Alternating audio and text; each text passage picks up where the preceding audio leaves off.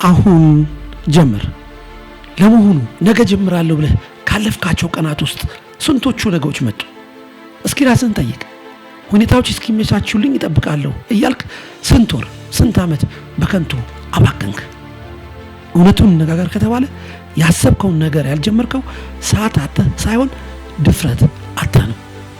ፍጹም የሆነ ጊዜ ወይም ሁሉ ነገር የተሟላበት ቀን ፈጽሞ አይመጣም።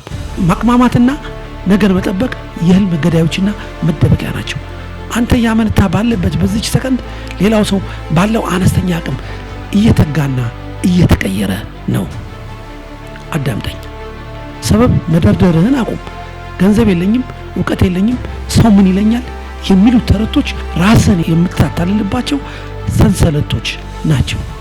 በል አሁን ምክንያት መደርደርህን አቁምና ባለህ ነገር ካለህበት በምትችለው ነገር አሁኑኑ